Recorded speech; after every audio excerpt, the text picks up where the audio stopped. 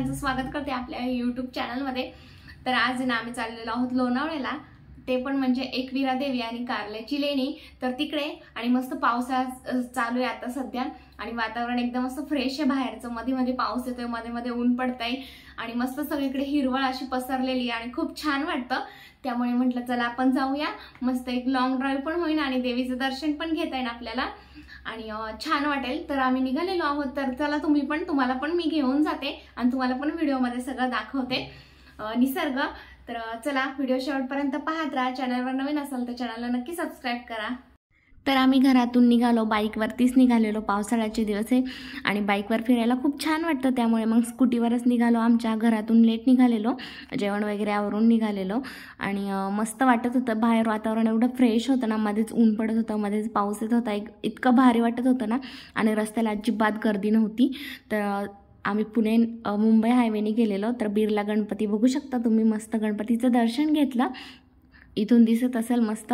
तर दर्शन घेतलं आणि मग पुढच्या प्रवासाला निघालो आणि इतकं छान वाटत होतं ना, मस्त असे डोंगर वगैरे ना पूर्ण असे हिरवेगार झालेले, रस्त्याला पण खूप छान वाटत होतं। तुम्ही बघू शकता असे मस्त ढग असे डोंगरावर टेकलेले दिसत होते आणि पाऊस झाल्यामुळे ना भाताची शेती तिकडे असते लोणावळ्याकडे। तर बघू शकता ही भाताची खाचरं, काही लोक भात लावत होते शेतामध्ये आणि काही ठिकाणी पाणी साचलेलं, तिथे भात ऑलरेडी लावलेला आणि असं डोंगरावरून असे छोटे छोटे झरे वाहत होते, खूप लांबून दिसत होते, इतकं भारी वाटत होतं ना हे डोळ्यांना दृश्य।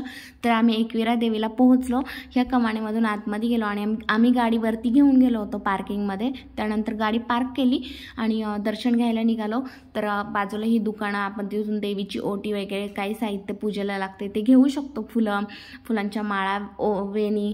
तर आम्ही घेतलं, ते ओटी घेतली देवीसाठी। तर आणि वरती जायला निघालो आणि मग वरती जाऊन दर्शन वगैरे केलं। तर बघू शकता इथं खूप सारी दुकानं आहेत एकविरा देवीच्या, तिथे प्रसाद भेटतो, फुलांच्या माळा भेटतात, ओटीचं साहित्य भेटतं, देवीला जे काही लागतं ते सगळं साहित्य भेटतं इकडे। आणि मध्येच हळूहळू पाऊस येत होता, तर पावसात भिजायला खूप छान वाटत होतं त्या। तर ओटी वगैरे घेतलं आणि आम्ही वरती आलो।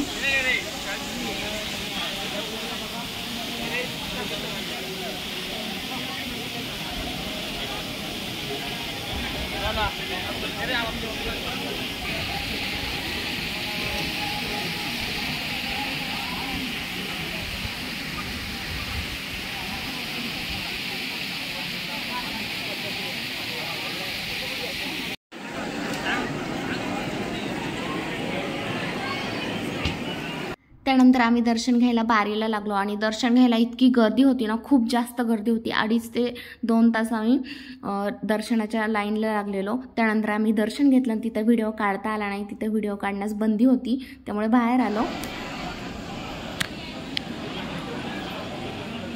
खूप छान निसर्ग दिसतंय। दर्शन झालं आमचं आत्ताच आणि इकडे बघा मस्त पाणी येते खाली असं आणि थोडा थोडा पाऊस पण यायला लागलाय आत्ता।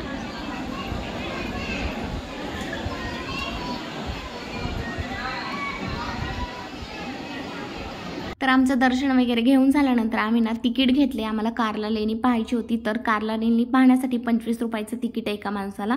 आणि इथे बघू शकता कारला लेणीबद्दल सगळी माहिती इथे दिलेली आहे, मराठी, इंग्लिश आणि हिंदीमध्ये। तर ती माहिती वाचली आम्ही आणि तिकीट घेतल्यानंतर इथं बघू शकता इथे तिकीट घेतलं आम्ही। त्यानंतर आम्ही लेणी पाहायला आतमध्ये गेलो आणि पूर्ण लेणी पाहिली। लेणी अतिशय सुंदर आहे, खूप छान वाटलं।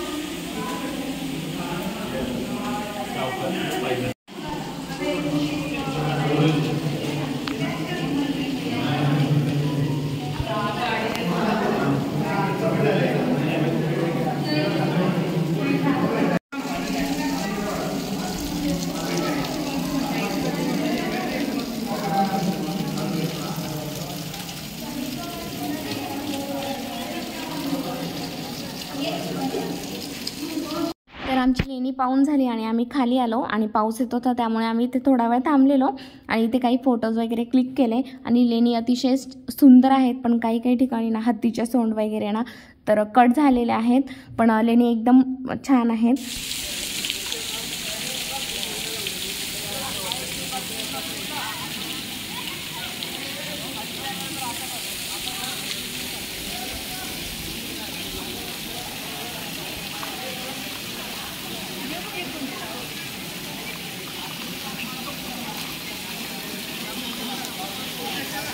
त्यानंतर आम्ही खाली उतरून आलो आणि येताना थोडा पाऊस होता त्यामुळे मोबाईल काही बाहेर काढलाच नाही.